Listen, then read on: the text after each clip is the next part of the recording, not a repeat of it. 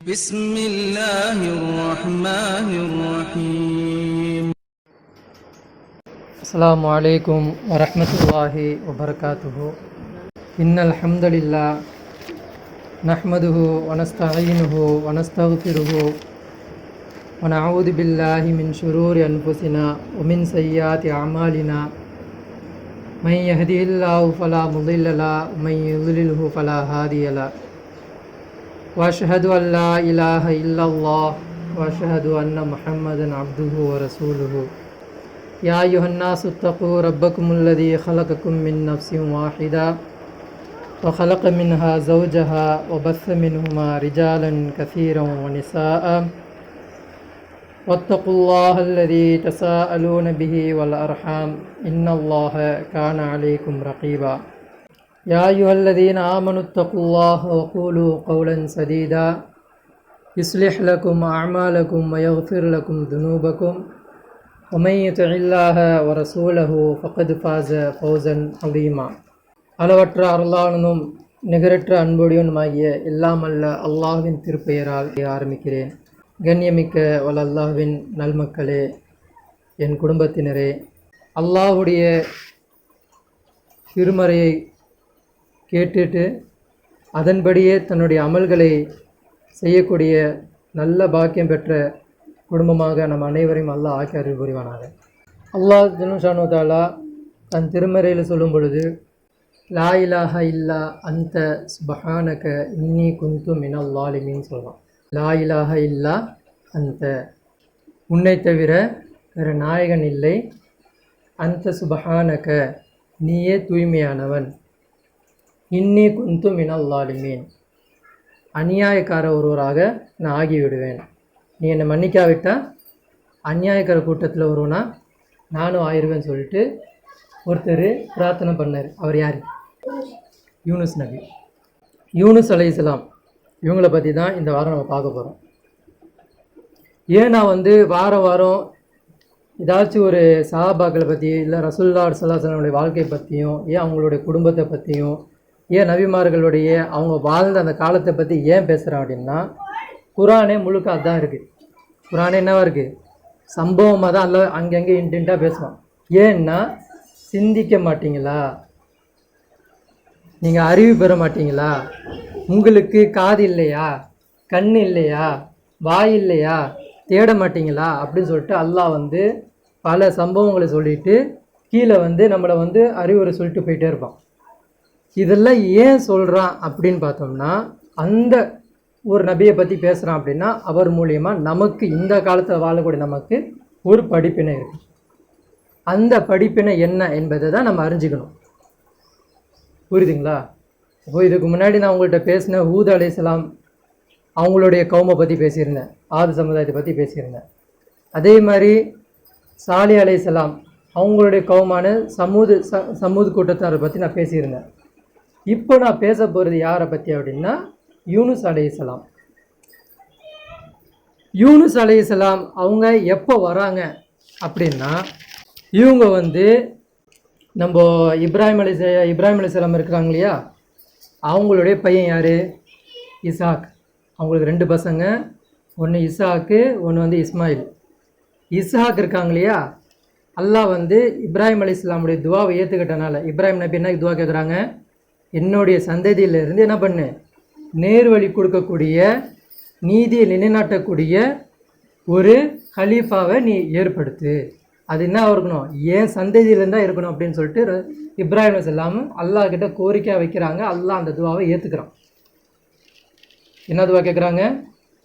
ஒரு நீதி ஆட்சியில் நீ ஏற்படுத்த போகிற நீ சொல்கிறல்ல, ஒரு நீதி ஆட்சியாக ஒன்று இருக்கணும் அப்படின்னு நீ சொல்கிறல்ல, அது எங்கே இருக்கணும் அப்படின்னா ஏன் சந்ததியிலேருந்து இருக்கணும்.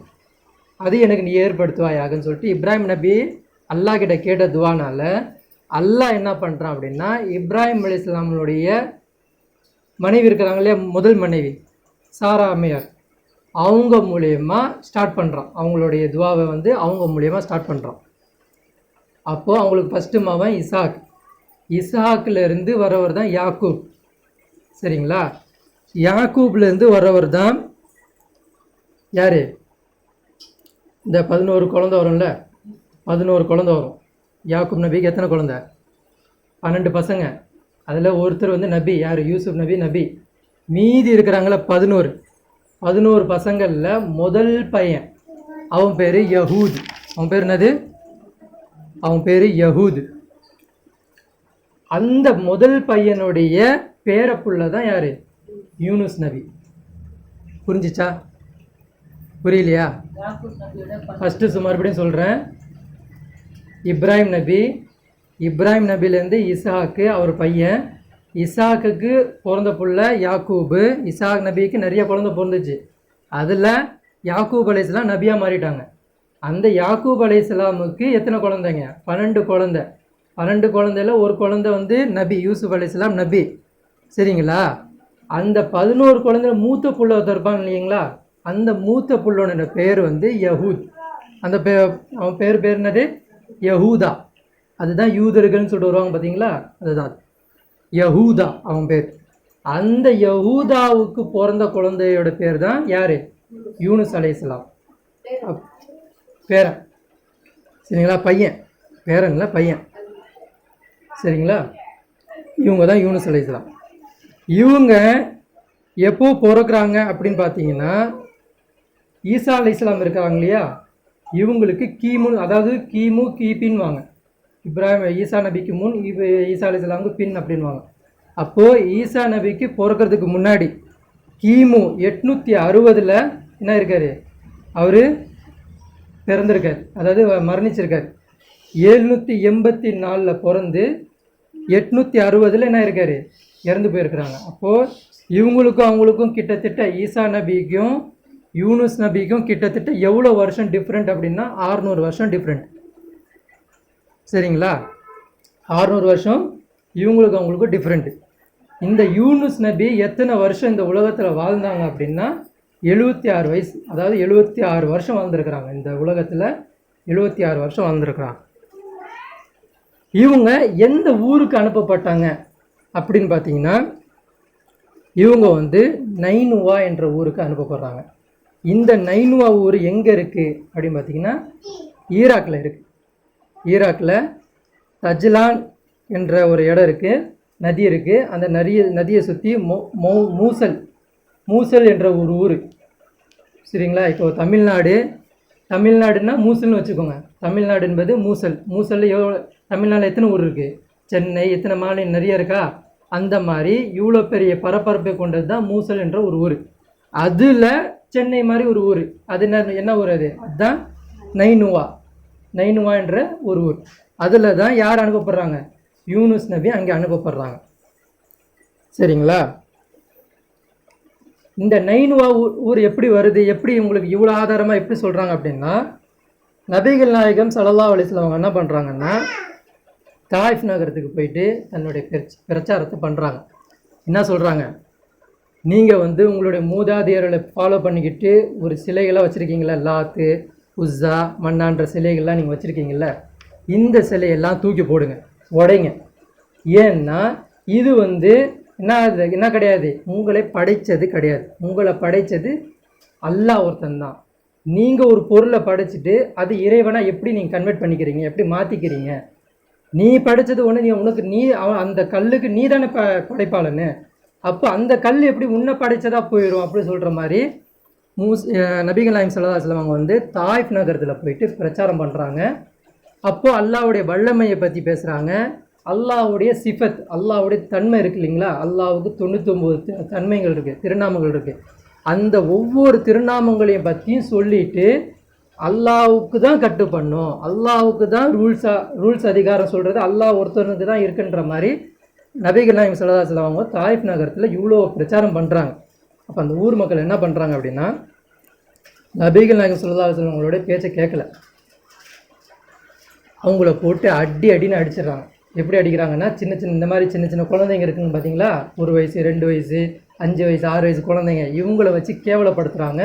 கல்லை கொண்டு அடித்து துரத்துறாங்க. நபிகள் நாயகம் ஸல்லல்லாஹு அலைஹி வஸல்லம் என்ன பண்ணுறாங்க? கல்லை வச்சு அடித்து துரத்துறாங்க. ஓடு இந்த ஊரை விட்டு, இந்த தாயிஃப் நகரத்துக்கு வரக்கூடாதுன்னு. சவுதியிலேருந்து இங்கே வந்துட்டு இந்த ஊரில் வந்து பிரச்சாரம் பண்ணிக்கிட்டு இருக்கியா, உன்னை அந்த ஊர் மக்களே ஏற்றுக்க மாட்டேங்கிறாங்க, இங்கே வந்து நீ என்ன பிரச்சாரம் பண்ணிக்கிட்டு இருக்க, இங்கெல்லாம் இருக்கக்கூடாது, எப்படி நான் கேவலப்படுத்துகிறேன் பாரு சொல்லிட்டு என்ன பண்ணுறாங்க?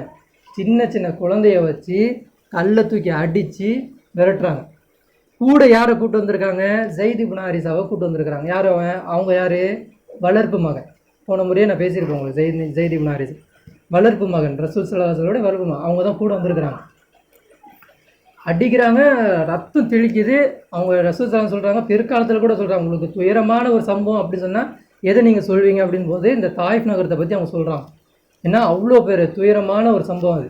அந்த மாதிரி அவங்களுக்கு கல்லடிப்பட்டு அவ்வளோ அசிங்கப்படுத்தி அவங்கள கேவலப்படுத்தி அவங்கள வந்து ஊரை விட்டு ஒதுக்குனாங்க. அப்போது அவங்க ஊரை விட்டு போகிறாங்க இல்லைங்களா?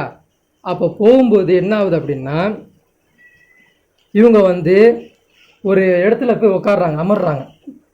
ஒரு தோட்டம் இருக்கும், அதாஸ் இல்லை, ஒரு தோட்டம் இருக்கும். அந்த தோட்டத்தில் போய் என்ன பண்ணுறா, தாயிஃப் நகரத்தில் ஒரு 2 பேருக்கு சொந்தமான, ஒன்று வந்து உத்துபா, இன்னொன்று சைபா.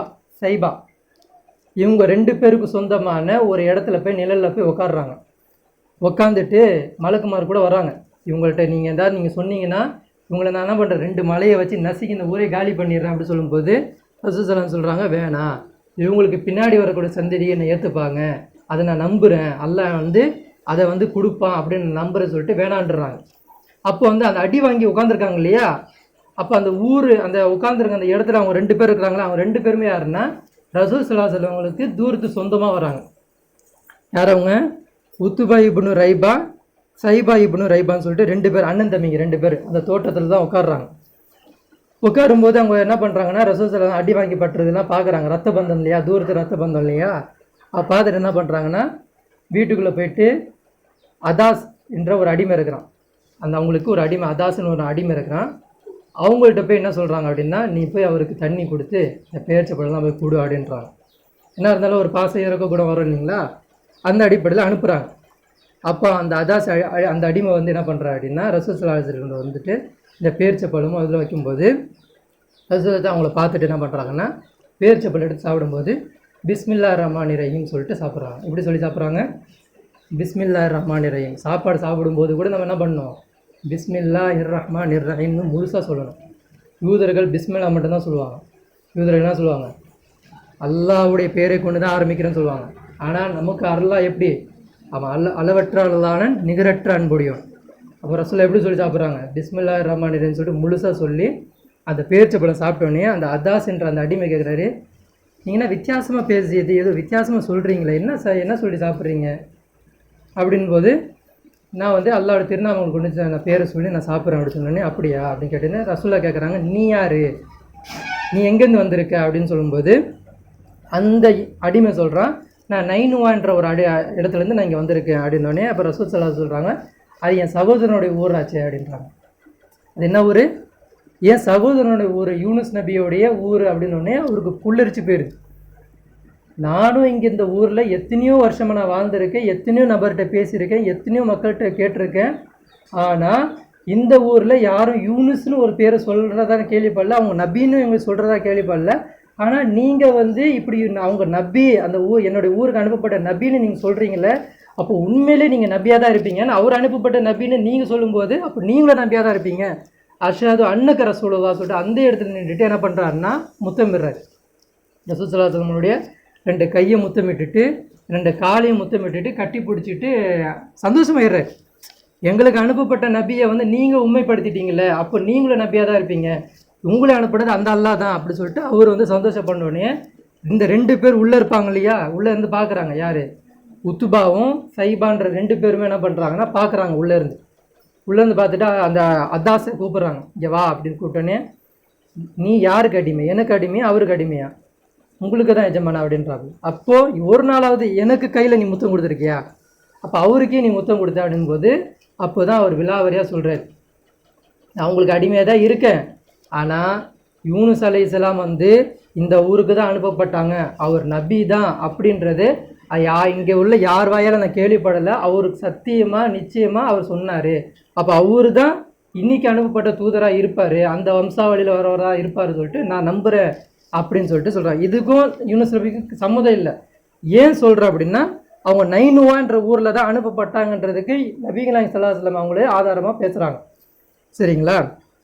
சரி, இப்போது என்ன ஆகுது அப்படின்னா, அந்த ஊரில் போயிட்டு என்ன பண்ணுறாங்க, இப்போ யூனுஸ் நபி காலத்துக்கு வருவோம். யூனுஸ் நபி என்ன பண்ணுறாங்க அப்படின்னா அந்த ஊரில் போயிட்டு பிரச்சாரம் பண்ணுறாங்க. என்ன பிரச்சாரம் பண்ணுறாங்க? எதை ஹூது நபி என்ன சொன்னாங்களோ, சாலி நபி என்ன சொன்னாங்களோ, அவங்களுக்கு முன்னாடி அனுப்பப்பட்ட நபிமார்களாக என்ன சொன்னாங்களோ அதே விஷயத்தை தான் இவர் என்ன பண்ணுறாரு, அதே விஷயத்தை தான் சொல்கிறாரு. சரிங்களா? அவங்களுடைய பாட்டனார் இருப்பல யூசுப் அலைஹிஸ்ஸலாம், யூசுப் அலைஹிஸ்ஸலாம் என்ன பேசுனாங்களோ அதை தான் இவரும் பேசுகிறார். யூசுப் அலைஹிஸ்ஸலாம் என்ன சொன்னாங்க, என்ன கேட்குறாரு? அறிவுபூர்வமான கேள்வி கேட்பார். உலகத்துக்கு பல கடவுள் இருக்கிறது சிறந்ததா இல்லை ஒரு கடவுள் இருக்கிறது சிறந்ததான்னு கேட்பார். அப்போ அந்த ஊர் மக்கள்லாம், அந்த அப்போ ஜெயிலில் இருக்கக்கூடிய மக்கள் என்ன சொல்லுவாங்க, ஒரு கடவுள் இருக்கிறது தான் சிறந்தது, அப்போயே நீங்கள் பல கடவுளாக வணங்குறீங்க அப்படின்றது அவர் கேள்வியாக கேட்பார்.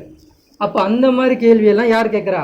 யூனுஸ் அலைஹிஸ்ஸலாமும் தன்னுடைய ஊரில் வந்துட்டு அந்த நைனுவான்ற ஊரில் போயிட்டு இதே பிரச்சாரத்தை முன் வைக்கிறார். என்ன வைக்கிறாரு?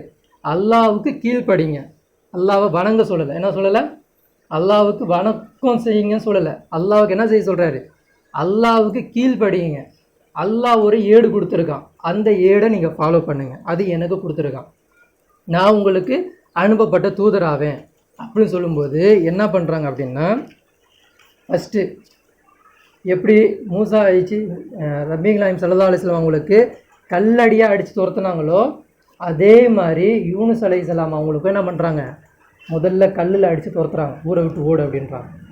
என்ன பண்ணுறாங்க? பயங்கரமான கல்லடி, அவங்களுக்கு ரத்தம் சொட்டுது, சொட்ட ஊரை விட்டு போகிறாங்க. சரிங்களா? மறுபடியும் கேட்கல அவர்.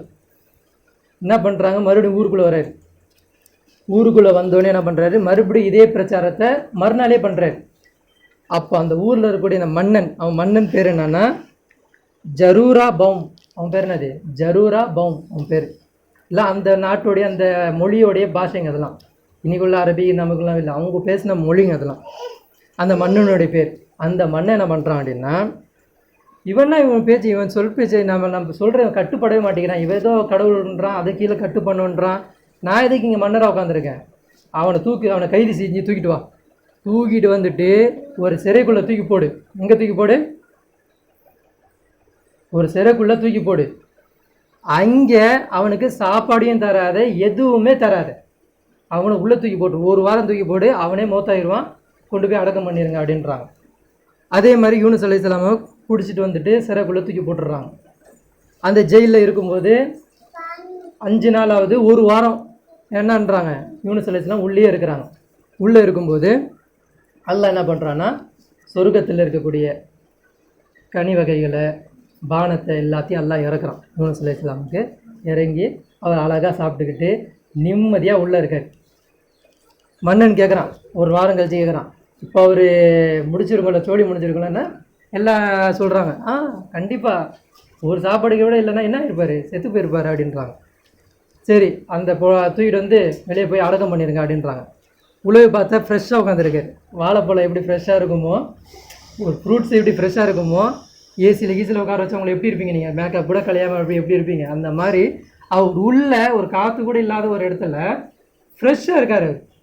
அவங்களுக்கு ஒரே ஆச்சரியம், எப்போ ஒரு சாப்பாடு இல்லை, ஒரு தண்ணி இல்லை, எதுவுமே இல்லை, அவனை ஜெயிலில் போட்டு உன்னை உள்ளே வச்சுருக்கேன், நீ இவ்வளோ நிம்மதியாக உள்ளே இருக்க, வெளியே விடு. அப்போ அவர் சொல்கிறார், என்னை வெளியே விடாது, நான் உள்ளே நிம்மதியாக இருக்கேன், என்னை வெளியே விடாது அப்படின்ற.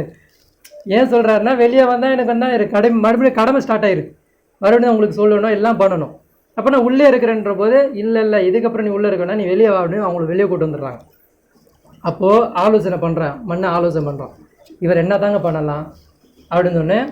அப்போ மன்னனே சொல்கிறான், இவரை என்ன பண்ணிடலாம், கத்தல் பண்ணிடலாம், ஒரேடியாக முடிச்சிடலாம், இவர் வேணாம், இவர் நம்மளுடைய ரூல்ஸுக்கு மீறி பேசுகிறார். நான் ஒரு மன்னனாக இருக்கும்போது எனக்கு எதிராக இவன் பேசுகிறான், அப்போ எனக்கு ஒரு எதிரி இருக்கக்கூடாது, இவரை என்ன பண்ணிடலாம், கத்தல் பண்ணிடலாம் அப்படின்போது அப்போ கூட இருக்கக்கூடிய நீதிபதிகள்லாம் பேசுகிறாங்க. அவங்களுடைய படையில் இருப்பாங்க இல்லையா, அவங்களாம் சொல்கிறாங்க, இல்லை மன்னா நீ பண்ணுறது தப்பு, அவர் என்ன பண்ணுங்க, கத்தல்லாம் பண்ணிங்கன்னா உண்மையிலேயே ஏதோ ஒன்று இருக்குது. ஏன்னா 7 நாள் உள்ளே இருந்தவர், அவர் எதுவுமே சாப்பாடு கொடுக்கல, எந்த பச்சை தண்ணியும் கொடுக்கல, ஃப்ரெஷ்ஷாக வெளியே வந்திருக்காரு, ஏதோ ஒரு சக்தி அவர்கிட்ட இருக்குது. அவரை நீங்கள் கத்தல் பண்ணிங்கன்னா நம்மளோட ஆட்சிக்கே ஆபத்தாயிரும். நம்ம என்ன பண்ணலாம், இந்த ஊரை விட்டு ஒதுக்கிடுவோம், ஊருக்குள்ளே அவளுக்கு அலோவ் பண்ணக்கூடாது, ஊரை விட்டே ஒதுக்கிறோம், ஊரை விட்டு வெளியே போயிட்டோம். நம்ம ஊருக்குள்ளே வேணாம் இவர் அப்படின்றாங்க. அப்போ என்ன பண்ணுறாங்க அப்படின்னா ஊரை விட்டு வெளியே ஒதுக்குறாங்க. ஊரை விட்டு போகிறார் இல்லையா, கிட்டத்தட்ட எத்தனை வருஷம் கழிச்சு வராரு, ஊரை விட்டு ஒதுக்குறாங்க இல்லையா, 8 வருஷம் கழிச்சு அந்த ஊருக்கு மறுபடியும் வராரு. 8 வருஷம் அந்த ஊருக்கு வரல, ஒதுக்கிடுறாங்க, ஒதுக்கி போயிடுறாரு. அல்லாஹ் என்ன பண்ணுறான், மறுபடியும் 8 வருஷம் கழிச்சு மறுபடியும் யூனுஸே நைனுவா இடத்துக்கு போயிட்டு அந்த மக்களுக்கு எச்சரிக்கை செய், நன்மை ஏவு தீமையை தடு. இதுதான் எல்லா நபிமார்களுக்கு அனுப்பப்பட்ட ஒரே ரூல்ஸ், நன்மையை ஏவு தீமையை தடு, இதுதான் சொல்கிறாரு. அப்போது 8 வருஷம் கழித்து என்ன பண்ணுறாங்க அப்படின்னா மறுபடியும் அது ஊருக்கு மறுபடியும் வராங்க. வந்தால் இதே பேச்சு பேசுகிறாங்க, கொஞ்சம் கூட மாறல அவங்க, இதே மாதிரி பேசுகிறாங்க, இதே மாதிரி கல்லால் அடிக்கிறாங்க. அப்போது என்ன பண்ணுறாங்க அப்படின்னா இவரை சொல்லால் அடிக்கிறாங்க, ரொம்ப அசிங்கமாக திட்டுறாங்க, ரொம்ப அவமானப்படுத்துகிறாங்க, அவங்கள கல்லில் அடிக்கிறாங்க, ரத்தம் வர வரைக்கும் அடிக்கிறாங்க, இவ்வளோலாம் சம்பவம் பண்ணுறாங்க. ஆனால் அந்த ஊர் மக்கள் என்ன பண்ணுறாங்க அப்படின்னா அல்லாஹ்வை ஏச ஆரம்பிக்கிறாங்க. எங்கே போயிடுறாங்க அவங்க, உனக்கும் நாசமாகட்டும், நீ ஒரு இறைவன் சொல்கிறல அவனுக்கும் நாசமாகட்டும் அப்படின்ற மாதிரி அவங்க அல்லாஹ்வை ஏசுகிற அளவுக்கு போயிடுறாங்க. அப்போ அல்லாஹ்வை ஏசுனா எந்த நபிமார்களும் பொருட்படுத்திக்க மாட்டாங்க. நீ அல்லாஹ்வை ஏசுறல்ல, என்ன ஏசுன, என்ன அடித்து, என்னை திட்டின, என்ன பண்ண, ஏன்னா நான் ஊருக்கு நான் அனுப்பப்பட்டிருக்கேன், நீ என்ன வேணால் என்ன பண்ணலாம், ஆனால் நான் நேசிக்கிறேன் இறைவனை நீ திட்டும்போது உன்னை நான் சும்மா விட மாட்டேன்னு சொல்லிட்டு அப்போ அவர் சாபம் கொடுக்குறாரு. இனியிலேருந்து கவுண்டிங் ஸ்டார்ட் பண்ணிக்கோங்க, இனியிலேருந்து உங்களுக்கு 40 நாள் என்ன ஆகும், 40 நாள் வரைக்கும் நான் சொல்கிற கருத்தை நீங்கள் ஏற்றுக்கல அப்படின்னா உங்களை நான் உங்களுக்கு என்ன ஆகும், நெருப்பு மழை உங்களுக்கு என்ன பெய்யும், நெருப்பு மழை உங்களுக்கு என்ன மழையாக பொழியும். எப்படி இருக்கும் நெருப்பு மழை உங்களுக்கெல்லாம் மழையாக பொழியும், நீங்கள் 40 நாளுக்குள்ள நீங்கள் ஏற்றுக்கோங்க அப்படின்றாங்க. ஊரை விட்டு அவங்க என்ன பண்ணுறாங்க, சொல்லிவிட்டு போயிடுறாங்க. இவங்க என்ன பண்ணுறாங்க, இவனாது யூனுஸாது இவனாது அவன் ஊருட்டு ஒதுக்க பைத்தியம் அவன் அப்படின்னு சொல்லிட்டு என்ன பண்ணுறாங்க, இவங்க உங்களோட நாட்களே கடக்குறாங்க. 39வது நாள் ஆகுது, அப்போவும் ஒன்றும் இல்லை. 40வது நாள் மாறுது. 40வது நாள் காலையில் எழுந்திரிச்சோடனே இனிமையான காற்று, அப்படியே சுகம் தரக்கூடிய அப்படியே சுகமாக இருக்குது அந்த காற்று. ஒரு காற்றுல நீங்கள் பீச்சில் போனீங்கன்னா சில காற்று உங்களுக்கு ஒரு இன்பமாக இருக்கும். அந்த மாதிரி காற்று அல்லாஹ் அந்த சமுதாயத்துக்கு அல்லாஹ் கொடுக்குறான், இன்பமான காற்று. அது அந்த கௌமு எவ்வளோ இருந்தாங்கன்றதை அல்லாஹ் குரானில் சொல்கிறான். வருசல்லாம் இல்லா மேத்தி அல்ஃபின் அவ் யஸீதுன், அவங்க 1000க்கு சொற்பமான நபர்களுக்கு தான் அவருக்கு நான் தூதராக நான் அனுப்புனேன் அப்படின்றான். 1000 பேர் இல்லை 1500 அது மாதிரி கம்மியான மக்களுக்கு தான் நான் தூதராக அனுப்புவேன். 1000 பேர் அவளால் சமாளிக்க முடியல. அப்போ யூனுஸ் நபி அந்த நபியுடைய அந்த சாபம் கொடுத்துட்டு கூட போகும்போது அவரை ஏற்றுக்கிட்டு எத்தனை பேர்னா 2 பேர் தான் அவங்களை ஏற்றுருக்குறாங்க. ஒன்று அவங்க ஃபேமிலி, இன்னும் எக்ஸ்ட்ரா 2 பேர் தான் ஏற்றுருக்குறாங்க, மற்ற யாரும் ஏற்றுக்கல.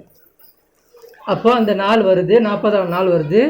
காலங்காத்தால் அல்லாஹ் என்ன பண்ணுறான், ஃபஜருக்கு அப்புறம் இனிமையான காற்றை கொடுக்குறான், சுகமாக இருக்குது. மன்னர் ஏஞ்சி வெளியே அந்த மாளிகையில் நின்று பார்க்குறான், என்ன ஒரு இனிமையான காற்று, இந்த யூனுஸுக்கு பைத்தியம் தான் பிடிச்சிருக்கு, என்ன ஒரு சுகம் தருது, இதை போய் தண்டனை கொடுக்க போகிறாங்க அப்படின்றான்.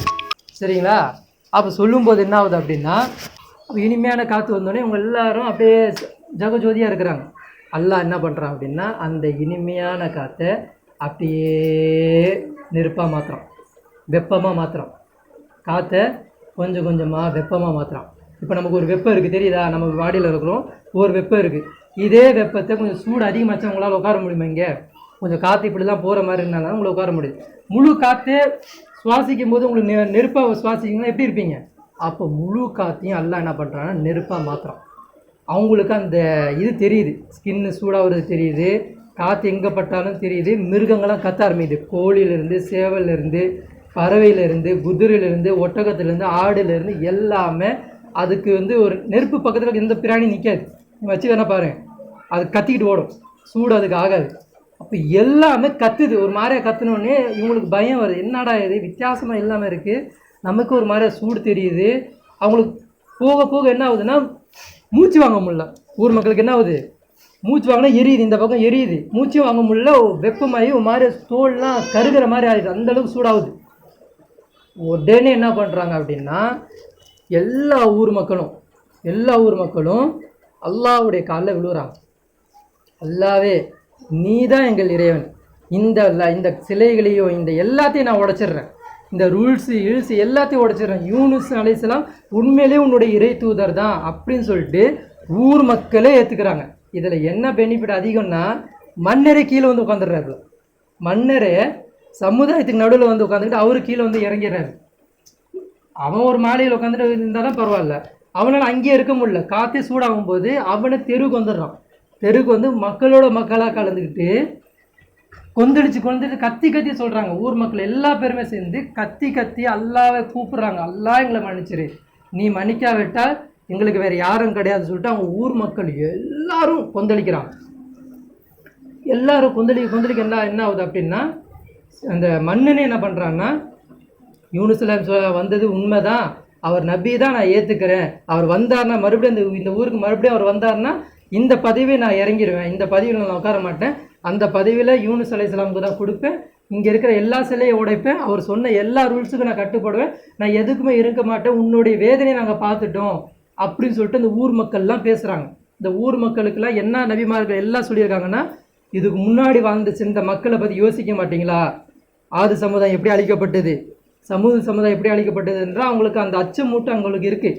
அவங்களுக்கு தெரிஞ்சிருது வேதனை வர ஸ்டார்ட் ஆயிருச்சு, நம்ம இப்போ காலில் விழுலன்னா நம்மளுக்கு கடுமையான வேதனை வந்துடும் அப்படி சொல்லிட்டு என்ன பண்ணுறா, ஊர் மக்கள் எல்லாரும் அல்லாவுடைய காலில் விழுந்து தௌபா கேட்குறாங்க, அழுது கேட்குறாங்க. பச்சை குழந்தை பால் குடிக்க மாட்டேங்குதுங்க, துடிக்குதுங்க, தாய் எப்படி இருப்பா, எல்லாரும் விழுந்து அல்லாட கேட்கும்போது அல்லா என்ன பண்ணுறான்னா அந்த காற்றை மென்மையாக மறுபடியும் மாற்றுறான். இதெல்லாம் என்ன பண்ணுறான், மென்மையாக மாற்றி மறுபடியும் என்ன ஆயிடுது ஊர் மக்கள்லாம் அமைதியாகிடுறாங்க. உடனே மன்னர் போகிறாரு, தன்னுடைய அந்த அரசவைகளுக்கு போயிட்டு தன்னுடைய அதிகாரத்தை ராஜினாமா பண்ணுறாரு. ஊரில் மக்கள்கிட்ட கட்டளையிடுறாரு, யார் யூனுஸ் அலைஹிஸ்ஸலாமை மறுபடியும் இந்த ஊருக்கு கூட்டு வரீங்களோ அவங்களுக்கு நான் இவ்வளோ சன்மானம் கொடுப்பேன், தங்க பொருட்களாகவே அவளை நான் அலங்கரிப்பேன், யூனுஸ் அலைஹிஸ்ஸலாமை நீங்கள் ஊருக்கு கூட்டுவாங்க, போங்க அவரை போய் தேடுங்க அப்படின்றாங்க. யூனுஸ் அலைஹிஸ்ஸலாமு அவர் ஊருக்குள்ளே என்ட்ரி ஆகிட்டோன்னா ராஜ மரியாதை யூனுஸ் அலைஹிஸ்ஸலாமுக்கு. ஆனால் யூனுஸ் அலைஹிஸ்ஸலாம் என்ன பண்ணுறாங்கன்னா, அவங்க அதிலேருந்து என்ன பண்ணுறாங்கன்னா கொஞ்சம் தூரம் போயிடுறாங்க. எங்கே போகிறாங்க அப்படின்னா, ஒரு தூரமான ஒரு மலைக்கு போயிடுறாங்க. அவங்க போயிட்டு ரிட்டர்ன் வரும்போது சில பேர் ஊர் விட்டு போயிட்டாங்கன்னா ஊருக்குள்ளே வரும்போது கொஞ்சம் ஒளிஞ்சு நின்று பார்ப்பாங்க, ஊர் எப்படி இருக்குது என்ன இருக்குது அப்படின்னு பார்ப்பாங்க. அதே மாதிரி ஒரு ஊர் மலைக்கு போயிட்டு 40 நாள் முடிஞ்சிருச்சு, 41வது நாள் இவர் வந்து ஊருக்குள்ளே என்ட்ரி ஆகி ஒளிஞ்சு நின்று பார்க்குறாரு. ஒருத்தன் பார்த்துருந்தா கூட யூனுஸ் அலைஹிஸ்ஸலாம் பிடிச்சிட்டு வந்திருப்பான், வாங்க நீங்கள் வாங்க அப்படின்னு சொல்லி போதும். அல்லாவுடைய அல்லா என்ன பண்ணல, அங்கே அவருக்கு வச்ச டெஸ்ட்டோ என்னவோ, ஆனால் அல்லா என்ன பண்ணல, அந்த ஊரை காப்பாற்றினேன், அவங்க நல்லா மக்கள் ஏற்றுக்கிட்டாங்க, நம்மளுடைய கொள்கையை ஏற்றுக்கிட்டாங்கன்றது அல்லா என்ன பண்ணல, யூனுஸ் அலைஹிஸ்ஸலாமுக்கு வஹி அனுப்பலை, யூனுஸ் அலைஹிஸ்ஸலாமுக்கு சொல்லவும் இல்லை. அப்போ யூனுஸ் அலைஹிஸ்ஸலாம் என்ன பண்ணுறாங்கன்னா ஊர்லேருந்து ஒதுக்குப்புறமாக நின்றுக்கிட்டு ஊரை எட்டி பார்க்குறாங்க. அவன் காலங்காலத்தில் என்ன பண்ணுறான், பால் விற்கிறவன் பால் விற்றுக்கிட்டு இருக்கான், ஆடை மேய்க்கிறவன் ஆடை மேய்ச்சிக்கிட்டு இருக்கான், அவனுடைய வேலையை கரெக்டாக செஞ்சுக்கிட்டு இருக்கான். இப்போது இந்த இடத்துல என்ன சொல்லுவாங்க அப்படின்னா, இப்போ நிறைய மக்கள் என்ன சொல்லுவாங்கன்னா, நிறைய ஆளுங்கள் என்ன சொல்லுவாங்கன்னா, அல்லா கிட்ட கோச்சிக்கிட்டு போயிட்டாருன்னு சொல்லுவாங்க. அல்லா கிட்ட கோச்சிக்கிட்டு தான் அவர் போகல, அவர் பயந்துட்டார். என்னான்னு பயந்தார் அப்படின்னா, இப்போ நான் ஊருக்குள்ளே போனேன்னா என்னை பொய்யன்றுவாங்க, நான் நபின்னு நான் சொல்லிக்கிட்டு இருக்கேன், இப்போ நான் போனேன்னா என்ன சொல்லுவாங்க, பொய்யன்னு சொல்லிடுவாங்க, நபியை வந்து பொய்யன் நிறுவனம் ஆயிடுச்சுல, ஊரே அழிவுப்படல ஒன்றும் இல்லை, அப்போ நான் பொய்யன் ஆயிடுவேனே சொல்லிட்டு என்ன பண்ணுறாங்கன்னா அவங்களுக்கு ஒரு மாதிரியா வெக்க வந்துக்கிட்டு அவங்க என்ன பண்ணுறாங்க, ஊரை விட்டு போயிடுறாங்க. என்ன பண்ணுறாங்க, அந்த ஊரை விட்டு போயிடுறாங்க, ஒதுங்கிடுறாங்க. அப்போ அவங்க என்ன பண்ணுறாங்க, ஊரை விட்டு போயிட்டு என்ன பண்ணுறாங்க, அல்லாஹ்கிட்டையும் கேட்கல, அல்லாஹ்கிட்டே ஒரு மாதிரியா நிராசை ஆகிடுறாரு. அல்லாவும் எதுவும் வழி அனுப்பலை, எதுவுமே சொல்லலை.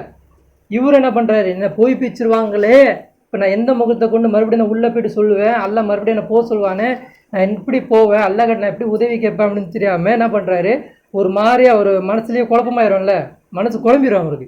மனசு குழம்பி போய் என்ன பண்ணுறாருன்னா அவர் மறுபடியும் என்ன பண்ணுறாரு, ஊரை விட்டு போகிறதுக்கு மொத்தமாகவே போகிறதுக்கு பிளான் பண்ணிடுறாரு. இது அல்லாஹ்வுடைய வழி கிடையாது. ஒரு நபின்றது அல்லாஹ் சொல்கிற வரைக்கும் அந்த ஊரில் இருக்கணும். மொத்தமாக அவர் என்ன பண்ணக்கூடாது, ஒரு ஊரே மாறி போயிடக்கூடாது. இப்போ அல்லாஹ்கிட்ட அனுமதி கேட்காம போகிறார், அனுதாபப்பட்டுக்கிட்டு நம்மளை போய் பிச்சிருவாங்களேன்ற ஒரு கஷ்டத்தோடு என்ன பண்ணுறாரு, அவர் ஊரை விட்டு போகிறாரே தவிர மற்றபடி எதுக்கு இல்லை கிடையாது, அல்லாஹ் மேலே கோச்சிக்கிட்டு கிடையாது. அவர் அப்படி போயிடுறாரு. அப்படி போன என்ன ஆகுதுன்னா, அந்த ஊரில் ஒரு கப்பல் வருது. அந்த கப்பலில் ஏறி உட்கார்றாரு. அந்த கப்பலில் எப்படி சொல்கிறாங்களோ ஒரு 100 பேர் ஒரு 200 பேர் இருப்பாங்க அப்படின்றாங்க. அந்த கப்பலில் ஒரு 100 பேர் ஒரு 200 பேர் இருப்பாங்க அப்படின்னு சொல்கிறாங்க அந்த கப்பலில். அந்த கப்பலில் இவர் என்ன பண்ணுறாரு, பயணம் பண்ணி போயிட்டுருக்கார். அந்த கப்பல் என்ன ஆகுதுன்னா, போயிட்டே இருக்கும்போது சில பேர் சொல்கிறாங்க அந்த கப்பல் திடீர்னு அந்த கடல் கொந்தளிக்க ஆரம்பிச்சிருச்சு அப்படின்றாங்க. சில பேர் என்ன சொல்கிறாங்க அப்படின்னா, கப்பல் நகரவே இல்லை, நடுக்கடலில் நின்றுச்சுன்றாங்க. அவங்க பாயை போட்டு நகர்த்தி பார்க்குறாங்க, நகரவே இல்லைன்றாங்க.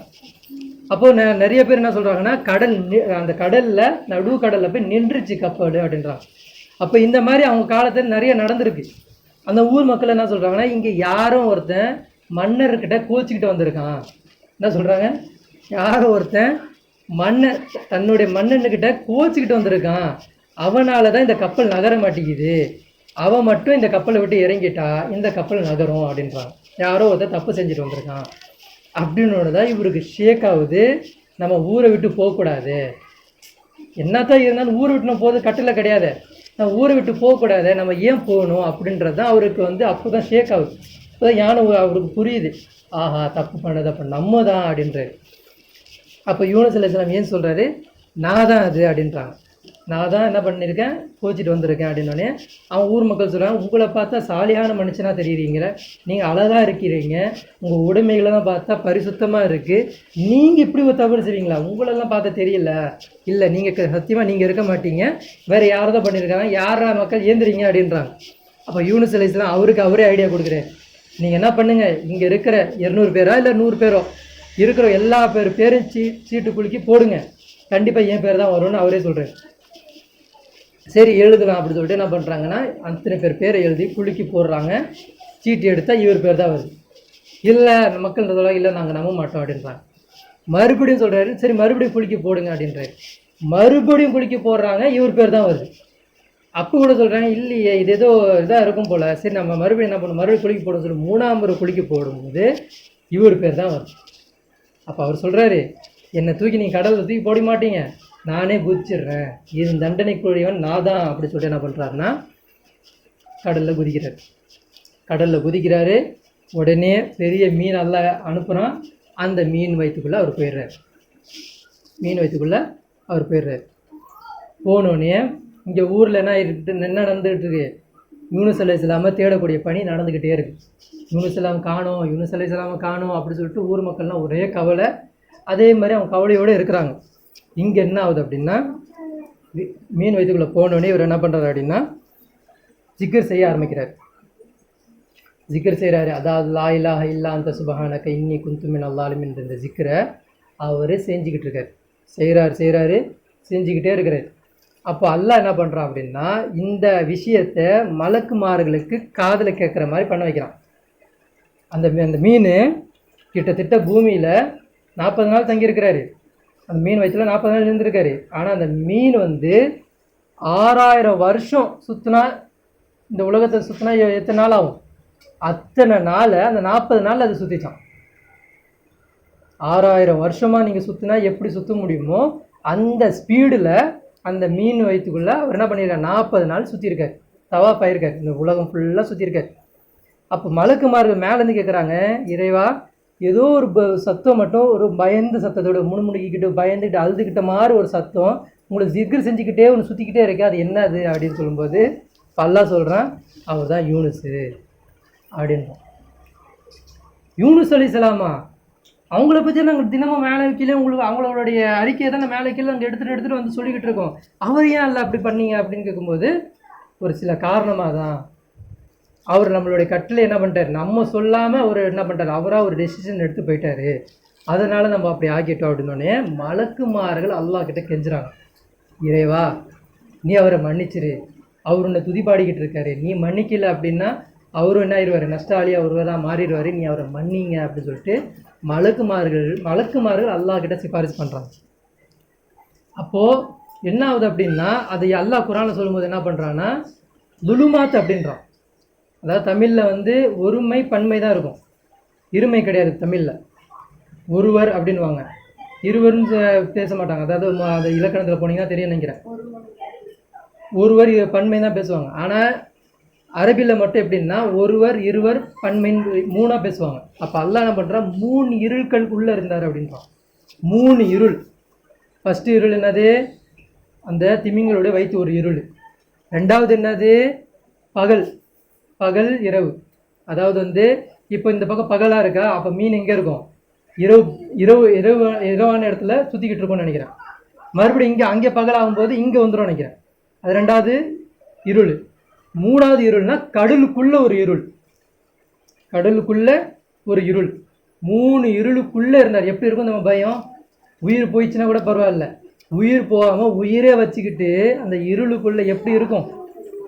அல்லாஹ் இந்த மாதிரி தண்டையில் இருந்து தான் நம்மளை காப்பாற்றணும். நினச்சி பாருங்கள், அல்லாஹ் ஒரு நபிக்கே அல்லாஹ் வந்து இந்த அளவுக்கு அல்லாஹ் சோதிக்கிறான்னா, நம்மளாம் அற்பத்துக்கும் அற்பம், நம்மளுடைய வணக்கம் இல்லை, இபாதத்தில் இஹ்லாஸ் இல்லை, நம்ம மேலே ஒரு அல்லாஹ் மேலே என்ன இல்லை, தக்வா இல்லை, இஷ்டத்துக்கு தொழுகிறோம், கேவலமான ஒரு தொழுகை தொழுகிறோம், நினச்சா தொழுகிறோம், நினச்சா விடுறோம், நினச்சா ரூல்ஸை ஃபாலோ பண்ணுறோம், நினச்சா விட்டுறோம்.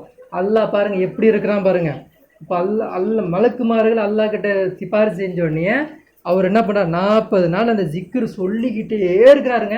அவர் தூங்கலை, சாப்பிட்டாரா சாப்பிடலையான்னு தெரியல. அல்லாஹ் எப்படி உணவு கொடுத்தான் அவருக்கு, எப்படி உணவு கொடுத்தான். ஒரு சிறைச்சாலையில் உள்ளே இருக்கும்போது அல்லாஹ் அவருக்கு உணவு கொடுத்தான். ஆனால் அந்த இடத்துல சொல்லப்படல உணவு கொடுத்தானா கொடுக்கலையான்னு சொல்லப்படல, அது அல்லாஹ்வாலம். அப்போ 40 நாள் அவர் சுற்றுறாரு.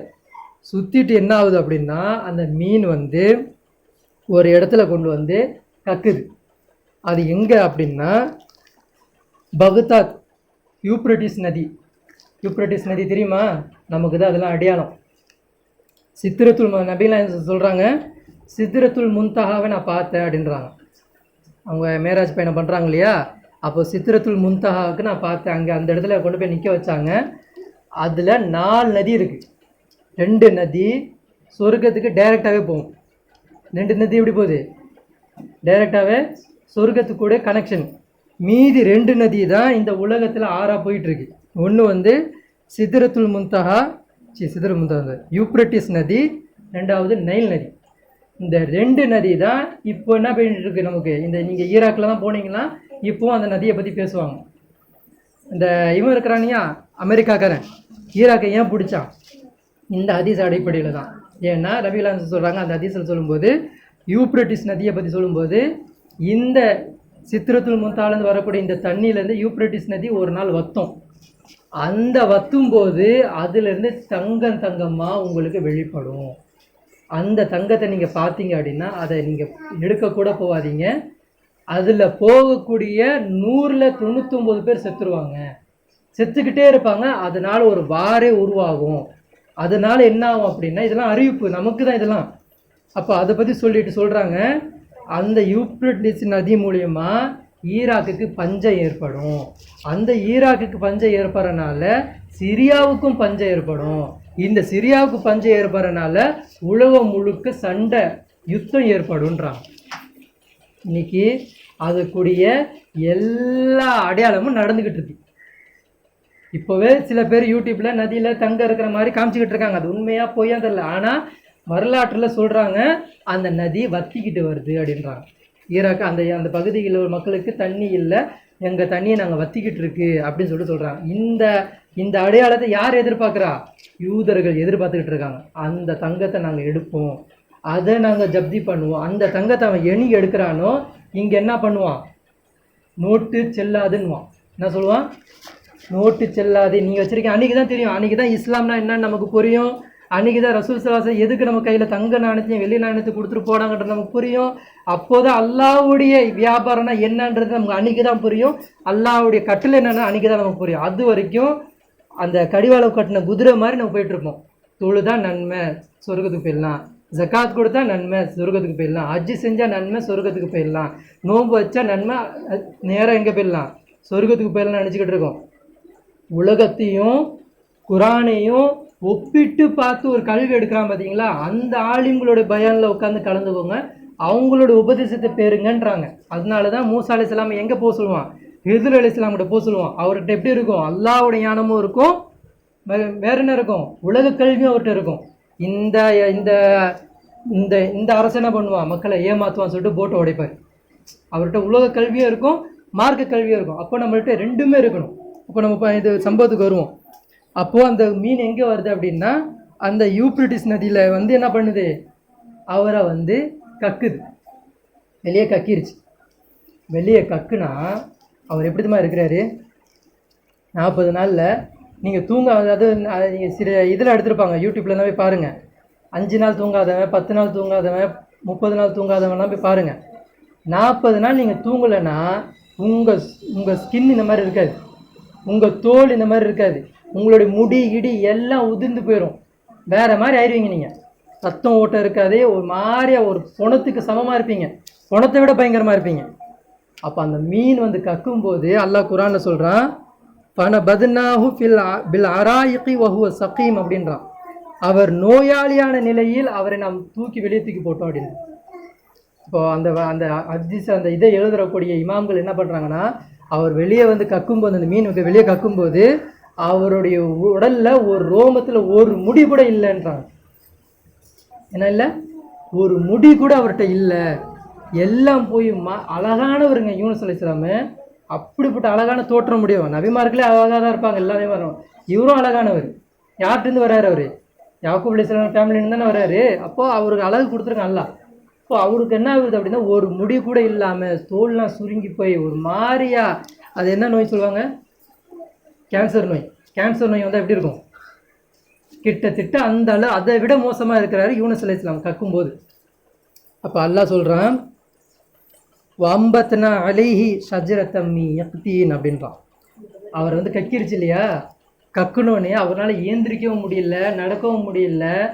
ஒன்றே ஒன்று உயிர் இருக்குது, சுவாசிக்க முடியுது, 2 தான் அவரால் முடியுது. அவருக்கு என்ன இல்லை, அவருக்கு என்ன சொல்கிறது, அந்த பேசுவோம்ல எந்த ஒரு இதில் இல்லை, மயக்கத்தில் இருக்கிறார், ஒரு மாதிரியாக கிடக்கிறார். அப்போ அல்லாஹ் என்ன பண்ணுறான்னா, வம்பத்னா அலைஹி ஷஜரத்தம் மின் யக்தீன் அப்படின்றான். சுரக்காய் கொடியை சுற்றி வளர விட்டோம். சுரக்காய் கொடி இருக்குல்ல, அது வெள்ளி செடி இருக்குல்ல, வெள்ளரிக்காய் கொடியை வந்து அவர் சுற்றி நான் வளர விட்டேன் அப்படின்றான். அதை அந்த மரத்தை சொல்லும்போது சுரக்காயும் சொல்கிறாங்க, வெள்ளரிக்காயும் சொல்கிறாங்க. வெள்ளரிக்காய் செடியையும் சுரக்காய் செடியும் என்ன பண்ணான் அல்லாஹ், அவர் கக்குன இடத்துல அந்த கடல் அந்த நதி ஓரத்தில் அதை சுற்றி எல்லாம் வளர விட்டாங்க. அந்த சுரக்காய் செடியோடைய அந்த அதோடைய இது இருக்குல்ல, சாறு, அது வந்து அவர் தோலில் படுது. அந்த தோலில் படும்போது அவர் தோல் என்ன ஆகுதுன்னா கொஞ்சம் கொஞ்சமாக அவர் மாறுறாரு, கொஞ்சம் கொஞ்சமாக என்ன ஆகுறாரு, அவர் வந்து பழைய நிலைக்கு மாறிக்கிட்டே வர்றார். அல்லாஹ் அதுக்கு அடுத்து கீழே குர்ஆன்ல சொல்கிறான், வாரிச என்னது, ஃபலௌலா அன்னஹு கான மினல் முஸப்பிஹீன், அவர் வந்து துதி பாடவே இல்லை. அந்த வயிற்றுக்குள்ளே அல்லாஹ் சொல்கிறான், அந்த வசனம் அந்த யூனுஸ் அலைஹிஸ்ஸலாம் பற்றியே படித்து பாருங்கள். அல்லாஹ் சொல்கிறான், எப்போ அவர் துதி பாடிட்டாருனால அவர் தப்பிச்சிட்டார், அவர் மலக்குமார சிபாரிசு செஞ்சாங்க, அதனால தப்பிச்சிட்டாரு. ஃபலௌலா அன்னஹு கான மினல் முஸப்பிஹீன், அவர் துதி பாடக்கூடிய நிலைமையில் அவர் இல்லைன்னா நான் என்ன பண்ணியிருப்பேன் தெரியுமா, லலபிஸ ஃபீ பத்னிஹி இலா யௌமி யுபஅதூன், மறுமை நாளில் நீங்கள் எழுப்பப்படுவீங்கள்ல, எழுப்பப்படக்கூடிய ஒரு நாள் இருக்குல்ல, அந்த நாள் வரைக்கும் நான் அந்த வயிற்றில் நான் இருக்க வச்சிருப்பேன்றான். என்ன சொல்கிறேன், உலகம் அழிய போகக்கூடிய நாள் இல்லை, உலகம் அழிஞ்சு எல்லாத்தையும் முடிச்சுட்டு மறுபடியும் ஏந்திரிங்கப்பான்னு நல்லா சொல்லுவான் பார்த்தியா, மறு உலகத்தை மறுபடியும் எல்லாம் வேறு ஒரு உலகத்தை படைப்பான், அந்த மைதானத்தில் எழுப்ப விடுவான் பார்த்தியா, அப்போ இவர் எப்படி வருவார், மீன் வயிற்றுலேருந்து வருவார். அது வரைக்கும் இவர் உயிரோடு தான் இருந்திருப்பாருன்றான். அல்லாஹ் எவ்வளோ கோபம் முடியும்னு பாருங்கள். அப்போது என்ன ஆகுது அப்படின்னா, அந்த செடி கொடியெல்லாம் அவர் சுற்றி வளர்கிற போது 40 நாள் அவருக்கு எல்லாம் என்ன பண்ணுறான், அந்த செடி கொடி மூலிமா அவருக்கு நிவாரணம் கொடுக்குறான். நிவாரணம் கொடுத்து அப்படியே அவருக்கு அந்த என்ன ஆகுது, சுகமாக ஒரு நாள் மாறிக்கிட்டே வருது, பழைய நிலைமைக்கு அவர் வந்து மாறிக்கிட்டே வர்றார். அப்போது எந்திரிக்கிறார். என்ன ஆகுது அப்படின்னா, அது சுற்றி அந்த செடியை பார்த்துருக்கீங்களா, அவங்க அந்த காய் பூத்து கொஞ்ச நாள் அந்த செடி காஞ்சி போயிடும், பார்த்துருக்கீங்களா, அதோட தனிமை அவ்வளோதான், 40 நாள் கிட்ட தான் அது வளரும், மறுபடியும் வேற ஒரு கொடியை கொடுத்துட்டு போயிடும். அப்போ அந்த கொடி என்ன ஆகுதுன்னா, இவருக்கு முழு நிவாரணம் கொடுத்தோடனே 40 நாள் கிட்ட ஆகுது, அந்த செடி என்ன ஆகுது அப்படின்னா காஞ்சி உதிர்ந்து ஒரு மாதிரி காஞ்சி போயிடுது. அப்போ இவர் என்ன பண்ணுறாரு, இவருக்கு சுகமாயிடுச்சுன்றது சொல்கிறதுக்கு யாரும் இல்லை, இப்போ இவரே ஏந்திரிக்கணும். இப்போ எனக்கு சுகமாயிடுச்சான்றதே இவருக்கு தெரியல, ஏந்திரிச்சு என்ன பண்ணுறாரு அப்படின்னா, ஐயோ இந்த செடியெலாம் காஞ்சி போயிடுச்சு, இப்போ நான் என்னை யார் காப்பாற்றுவா அப்படின்ற மாதிரி அவர் நிற்கிறார். அப்போ நிற்கும்போது யூனுஸே நல்லா பேசுகிறான், யூனுஸே என்ன எதிர்பார்த்துக்கிட்டு இருக்கீங்க, என்ன பார்த்துக்கிட்டு இருக்கீங்க அப்படின்னு இந்த மாதிரி செடியெல்லாம் காஞ்சி போச்சு அப்படின்ற மாதிரி அவர் பேசுகிறாரு. பேசும்போது அல்லாஹ் கேட்குறான், நீ வந்து இங்கே கிடக்கும்போது இந்த செடி கொடி உங்களை சுற்றி இருந்துச்சா? இல்லையா அல்லாஹ் அப்படின்றான். அப்போ இது யார் ஏற்படுத்தினா? நாம் தான் ஏற்படுத்தணும். என்ன பண்ணுறான், மருந்தே கூட டாக்டரே இல்லாமல் செடி கொடியை வச்சு அல்லாஹ் என்ன பண்ணுறான், நிவாரணம் பண்ணி அவர் என்ன பண்ணுறான், ஊருக்கு போன அனுப்புகிறான். நீ ரெடி ஆகிட்ட, நீ என்ன ஆகிட்ட, ரிக்கவர் ஆகிட்ட. நீ கேட்ட இந்த பாவம் அடிப்புனால தான் எல்லாம் என்ன பண்ண, உன்னைய மன்னிச்சு உன்னை வந்து இந்த கரையில் ஒதுக்குனான். நீ மட்டும் இந்த கரைக்கு இந்த பாவம் மன்னிப்பு நீ கேட்கல அப்படின்னா உன்னை நான் எப்போ எழுப்பியிருப்பேன்? நாளை நீ எனக்கு சந்திக்க வருவல்ல, அந்த நாளில் தான் உன்னை நான் எழுப்பியிருப்பேன். அல்லாஹ் உன்னை கருணையாக்கிட்டேன், மன்னிச்சிட்டான். இப்போ அந்த ஊருக்கு நீ போ. இப்போ என்ன சொல்கிறான்ல, மறுபடியும் நீ அந்த ஊருக்கே போ அப்படின்றான். அப்போ அவர் ஊருக்கு போகிறார். ஊருக்கு போகும்போது என்ன பண்ணுறாரு அப்படின்னா, அங்கே ஒரு ஆடு மேய்ப்பானு பார்க்குறாரு. இந்த மாதிரி நான் ஊருக்குள்ளே போக போகிறேன் அப்படின்னு சொல்லும்போது, ஒரு நிமிஷம் இருங்க, நீங்கள் யார்? நீங்கள் தானே யூனுஸு, உங்களை என்ன பண்ணிக்கிட்டு இருக்காங்க, உங்களை தேடிக்கிட்டு இருக்காங்க ஊர் மக்கள். அப்போ தான் அவருக்கு செய்தியே தெரியுது. மக்கள்லாம் ஏற்றுக்கிட்டாங்க. இவரை எல்லாம் சர்ப்ரைஸாக சொல்ல வந்தான். நீ வந்து சாபம் கொடுத்துட்டு போயிட்ட, ஆனால் நான் உனக்கு சர்ப்ரைஸ் கொடுக்கறதுக்காக தான் எல்லாம் எதிர்பார்த்து சொல்லாமல் இருந்தான். அவர் அதுக்குள்ளே என்ன பண்ணுறாரு, அவருக்கு அடிச்சிருவாங்களோன்ற பயத்தில் போயிடுறாரு. எல்லாம் சர்ப்ரைஸாக ஊரில் கீழே காலையில் போய் பார்த்தா எல்லாரும் எல்லாம் ஏற்றுக்கிட்டு நியூஸை நீங்கள் தான் நம்பின்னு சொன்னால் எப்படி இருக்கும்? சர்ப்ரைஸாக தானே இருக்கும். அப்போ அந்த சர்ப்ரைஸுக்காண்ட எல்லாம் எதிர்பார்த்தான். ஆனால் அவர் முந்திக்கிட்டு அவர் போயிருந்தனால மக்கள் என்ன பண்ணுறாங்க, இன்றைக்கி அவர் என்ன பண்ணுறாங்க, கொண்டாடுறாங்க. நீங்கள் வாங்க, உங்களை மன்னர் அங்கே வந்து நின்று பார்த்துட்ருக்கான், உங்களுக்காண்டி மன்னர் வந்து இறங்கியிருக்காரு அப்படின்றான். அப்போது அந்த இன்னொன்று சொல்ல மறந்துட்டேன், இந்த யூனுஸ் அலைஹிஸ்ஸலாம் தான் அல்லாஹ் பேசுகிறான்ல, கியாமத் நாளோடு நீங்கள் எழுப்பாமல் இருந்திருப்பான்னு சொல்லும்போது, அப்போ அல்லாஹ் சொல்கிறான், அந்த செடி கொடியை போய் இறந்துச்சு நீ இது பண்ணுறிய, சாதாரண ஒரு செடி கொடி போயிடுச்சுன்னு சொல்லிட்டு நீ கவலைப்படுறிய, நான் ஏற்படுத்திய உம்மத்து 1500 பேர், இதை நீ போய் ஒரு நிமிஷத்தில் சாவடிக்கணும், நீ வெறுமனையா நான் எப்படி இருப்பேன்? எனக்கு கவலை இருக்காதா? என் மக்களை நீ அழிக்கணும்னு ஆசைப்பட்டிய, அவங்க மேலே நான் கருணை உள்ளவனாக இருக்கிறேன்றான் அல்லாஹ். அப்போ பார்த்துக்கோங்க, அல்லாஹ் எவ்வளோ பெரிய கருணையாளன் அப்படின்றது யூனுஸ் அலைஹிஸ்ஸலாம் புரிய வைக்கிறான். நீ 1500 பேரை ஈஸியாக சாவடிங்கன்னு சொல்லி சாபம் கொடுத்துட்டு போயிட்ட, நான் நினச்சா முடிஞ்சிருக்கேன் என்னால். ஆனால் ஒரு சின்ன செடி கொடிக்கு நீ கவலைப்படும் போது அவ்வளோ பெரிய மக்களை நீ அழிக்க ஆசைப்பட்டிய, அவங்க பாரு, இப்போ போய் பாரு, இந்த ஊருக்கு நீ போ, உனக்கு தெரியும் அப்படின்னு சொல்லிட்டு சொல்லாமலே அனுப்புகிறான்.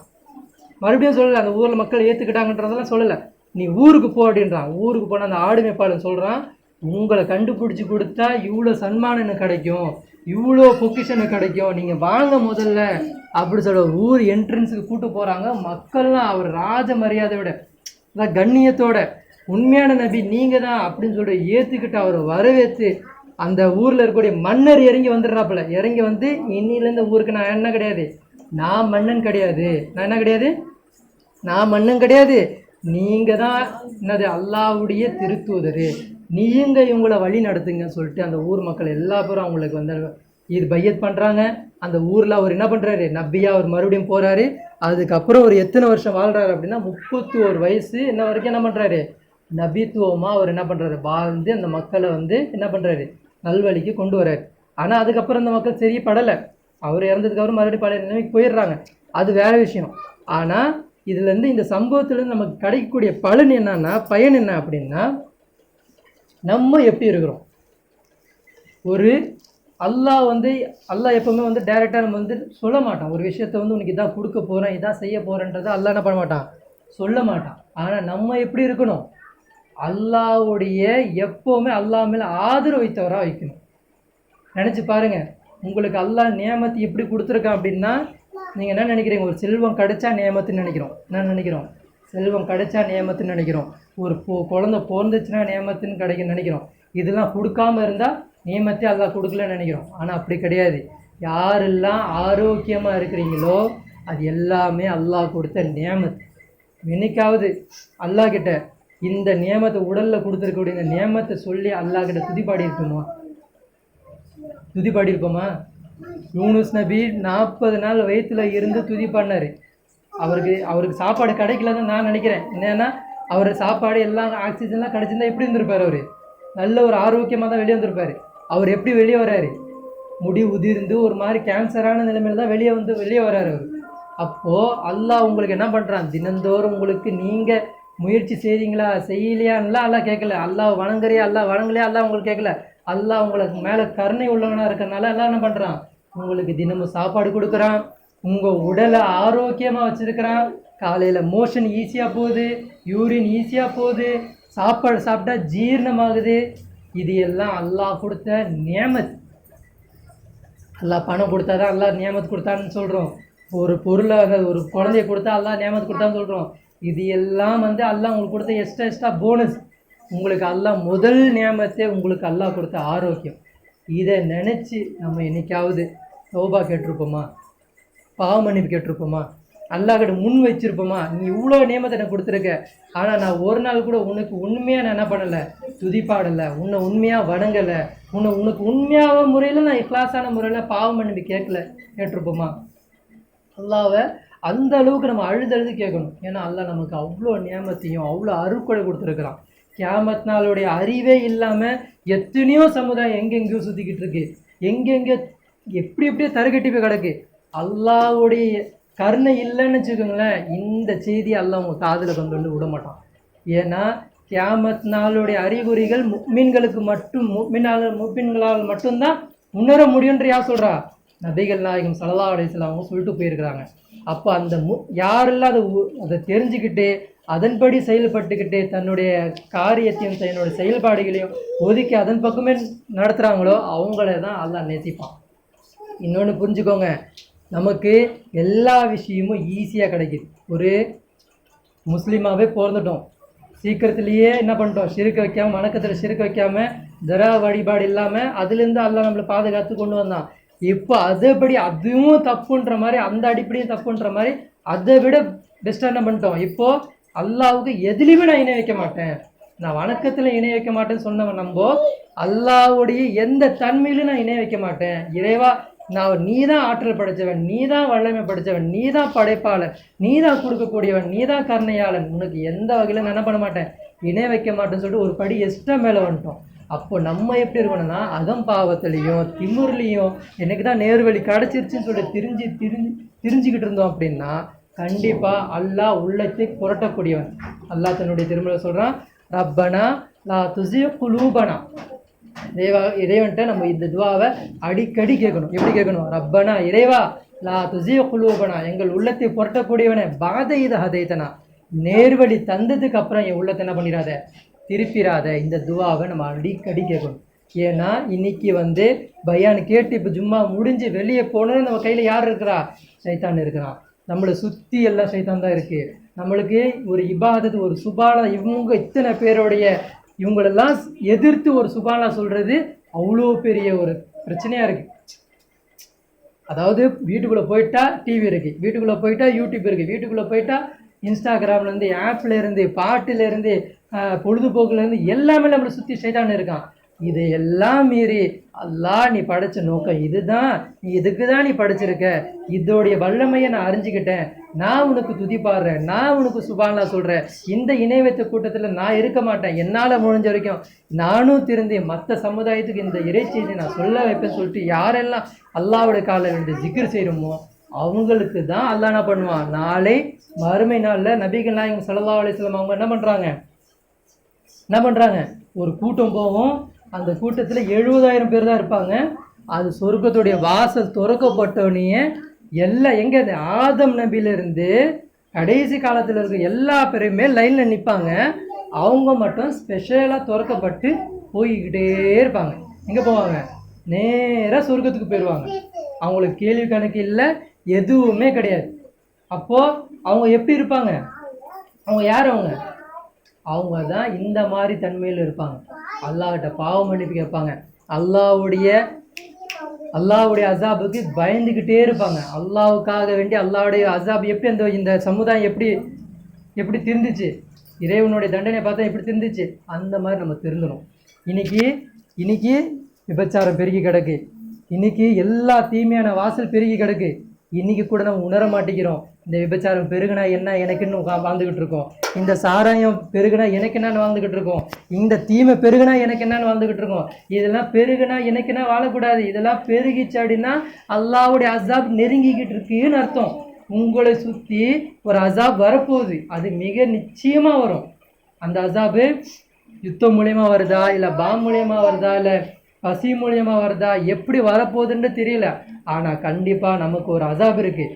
அந்த அசாபுலேருந்து நம்ம மீளணும் அப்படின்னா அல்லாஹ் கிட்ட பகிரங்கமாக தனிப்பட்ட முறையில் அல்லாஹ் கிட்ட என்ன பண்ணிடணும், சரணடைஞ்சிடணும். இறைவா, என் கையில் ஒன்றும் இல்லை, நான் நிராசையாக இருக்கிறேன், உன்னால் தான் எனக்கு இதாயத்து கொடுக்க முடியும்.